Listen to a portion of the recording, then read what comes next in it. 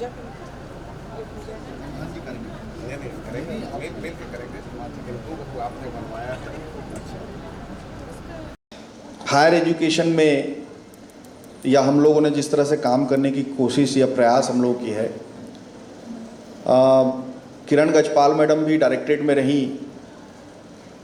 हम लोग ने जो जो समस्याएं हैं उनको अलग अलग आइडेंटिफाई करने की कोशिश की है और उसके हिसाब से उनका समाधान किस तरह से हो सकता है उसमें हम लोगों ने काम किया है। मैं आपको बताना चाहूँगा कि जब हायर एजुकेशन कांग्रेस की सरकार बनी उससे पहले सिर्फ 40 कॉलेज हमारे छत्तीसगढ़ के थे जो नैक एग्रीगेटेड थे और आज 160 कॉलेज नैक से एग्रीगेटेड है। 40 से 160 और कुछ करने की ज़रूरत नहीं, सिर्फ मोटिवेट करने की ज़रूरत पड़ी हम लोगों को। बहुत ज़्यादा इसमें कॉस्ट भी नहीं लगा है, लेकिन सिर्फ मोटिवेट करने की आवश्यकता पड़ी। और नैक एग्रीगेट जब हम कराते हैं तो हमें 3-4 चीज़ें सीधे सीधे समझ में आती है कि उस कॉलेज में जो कमी है वो स्पष्ट समझ में आता है और साथ ही साथ उस कॉलेज के स्टूडेंट, उस कॉलेज के स्टाफ, उस कॉलेज के प्रिंसिपल सबको ये दिखता है कि हम कहाँ पे कम हैं। जैसे अगर बी से कोई ए नहीं जा रहा है तो ऑब्वियसली समझ में आता है कि रिसर्च पेपर वहाँ सबमिट नहीं हो रहे हैं। कोई अगर सी से बी नहीं आ रहा है तो इंफ्रास्ट्रक्चर में कमी है, ये समझ में आता है। स्टाफ की कमी है, अगर बी माइनस से बी प्लस में नहीं जा पा रहे हैं तो ये हमको समझ में आ जाता है अगर नैक एग्रीगेटेड हो रहा है तो। लेकिन ये जंप जो हमने किया है 40 से 160 और ये टारगेट हमने 2023 के लिए रखा है कि छत्तीसगढ़ का कोई भी कॉलेज जो इस क्राइटेरिया में सेट होता है वो सारे के सारे हम एग्रीगेटेड कराएंगे, नैक से सारे एग्रीगेटेड हो जाएंगे। ये हमने अपना लक्ष्य रखा है और इसके पूर्ति के लिए हम काम कर रहे हैं।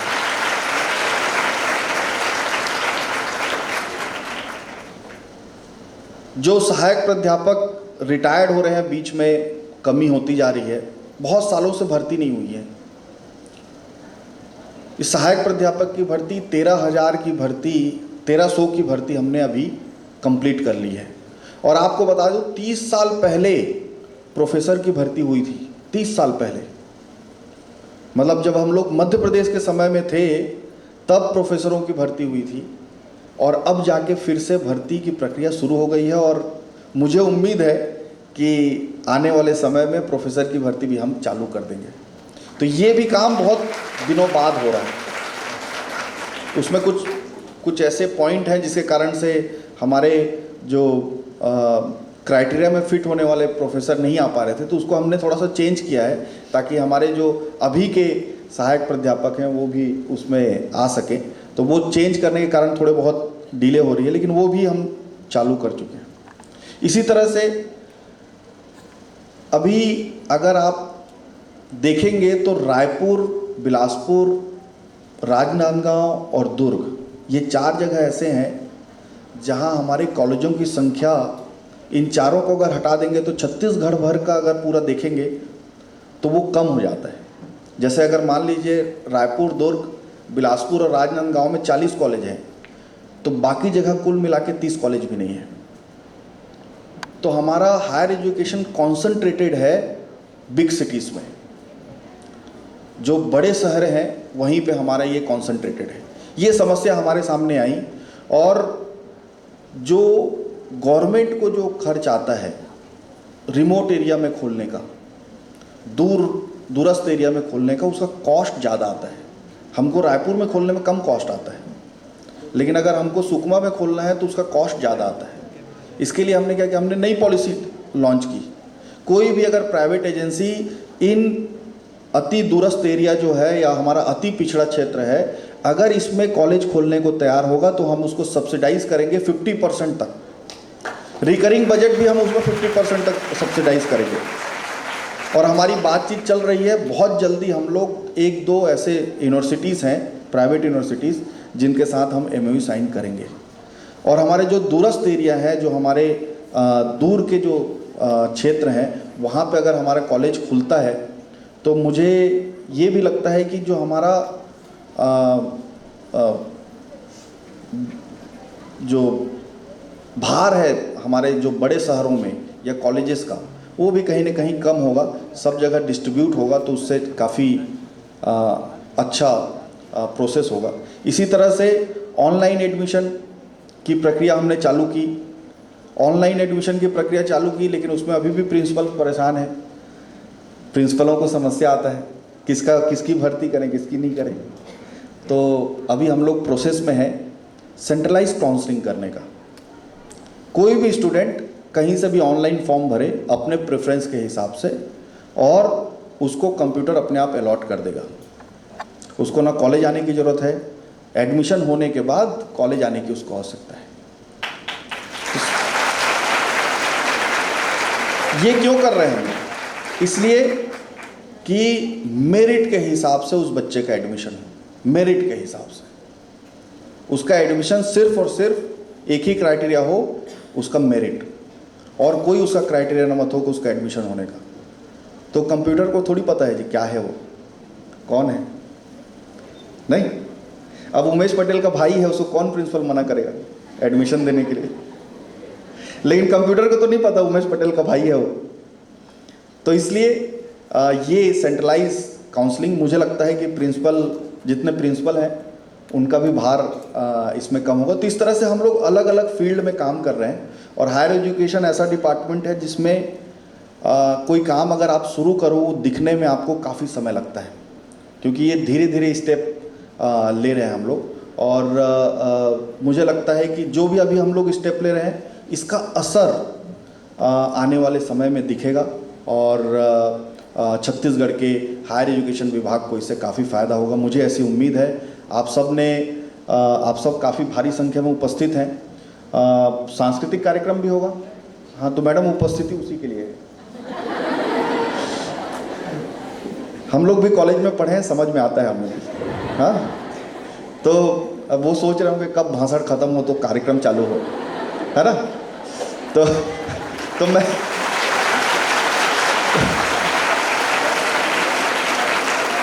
तो बस मैं आखिरी में यही कहूँगा कि ये एक ऐसा कॉलेज है जहाँ अभी मैडम ने बताया ना कि कई प्रोफेसर यहीं से पास आउट होके यहीं पढ़ा रहे हैं। पीएससी के 17 स्टूडेंट, कितना एडमिशन हुआ? 25 लोगों का पीएससी में एडमिशन इस कॉलेज से हुआ इस साल में। मतलब मैंने जब ये रिज़ल्ट सुना तो मैंने कहा कि मुझे तो इस कॉलेज पे और फोकस करने की ज़रूरत है।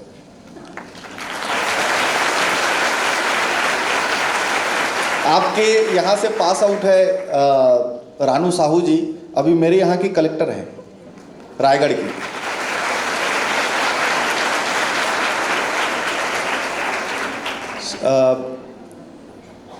जो आपके यहाँ बच्ची अभी श्रद्धा शुक्ला, हाँ श्रद्धा शुक्ला, वो 3rd रैंक लेके आई है।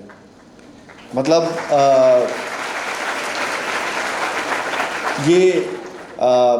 मैं इनमें से अभी जो मेरे सामने बैठे हैं, हो सकता है अगले आने वाले सालों में यही कोई IAS बन के यहाँ बैठे रहे हैं। तो आप लोगों को बहुत शुभकामनाएं, बहुत बधाई, और खूब तरक्की करें, बड़े अधिकारी बने और छत्तीसगढ़ का नाम आप सब लोग रोशन करें इन्हीं शब्दों के साथ। जय हिंद, जय भारत, जय।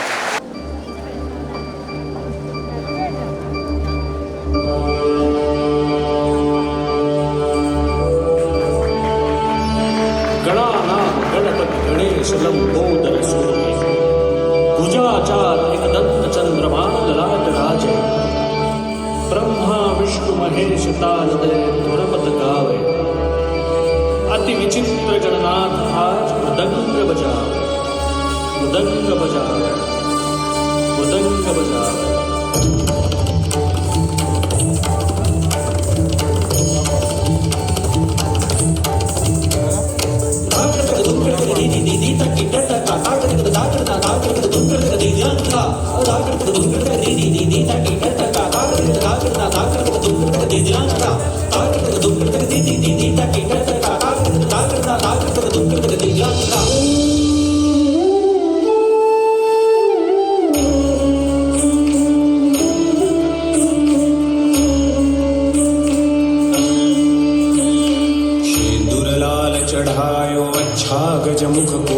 दोन दिन लाल विराजे सुत गौरी हर को हाथ लिए गुण लड्डू साई सुरवर को महिमा कहे न जाए लागत हूँ पद को लागत हूँ पद को लागत हूँ पद को